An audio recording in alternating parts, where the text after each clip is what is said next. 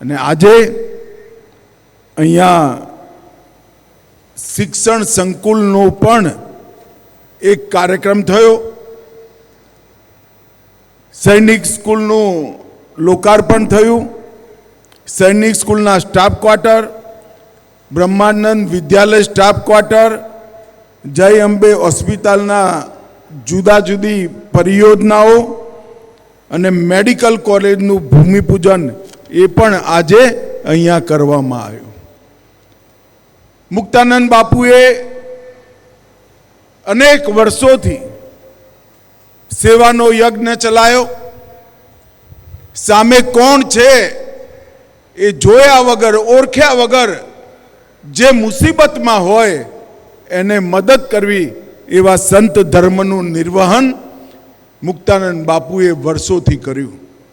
અને આજે એમના સાનિધ્યમાં આ નાનકડા ગામમાં આજ 450 બેડની હોસ્પિટલ, પશુ અસ્પતાલ, માનસિક રૂપે વંચિત બાળકોનું સંસ્થાન, પ્રાકૃતિક ચિકિત્સા કેન્દ્ર, સૈનિક સ્કૂલ, આનંદ ધારા પરિયોજના, આવી અનેક વસ્તુઓ, અનેક ઉપક્રમો, અનેક કાર્યક્રમો આજ અહીંયા શરૂ થયેલા છે અને મૂર્ત સ્વરૂપ લઈ વર્ષોથી સેવા કરી રહ્યા છે.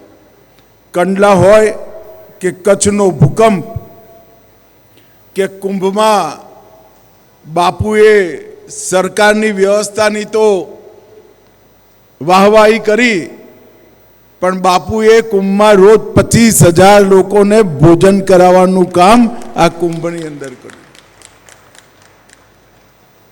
અને આ મહાકુંભે સમગ્ર વિશ્વની અંદર સનાતનનો મજબૂત સંદેશ અનેક વર્ષો સુધી યાદ રહે એવો સંદેશ મોકલવાનું કામ કર્યું.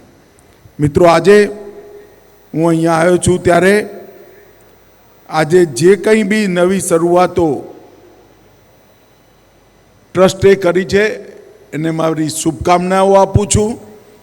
અને મુક્તાનંદ બાપુને આપ સૌ વતીથી ખૂબ ખૂબ અભિનંદન પણ આપું છું કે તમે આ સેવા યજ્ઞને જે રીતે આગળ ચલાવ્યો છે એ રીતે વર્ષો સુધી ચલાવતા રહો. અને હું નરેન્દ્ર મોદીજીની સરકાર વતીથી, મોદી સરકાર વતીથી એટલી નિશ્ચિત ખાતરી આપવા માગું છું કે દેશની સુરક્ષામાં ક્યારેય કોઈ કચાશ ના રહે. એ નરેન્દ્ર મોદી સરકારનું સૌથી પહેલું કર્તવ્ય છે. ભાઈઓ બહેનો, આજે આ સંકુલમાં હું પહેલી વાર આવ્યો છું, બાળકોને મળ્યો, એક યજ્ઞમાં પણ હિસ્સો લીધો, સંકુલની અંદર ફરીને સંકુલને ધ્યાનથી જોયું પણ છે.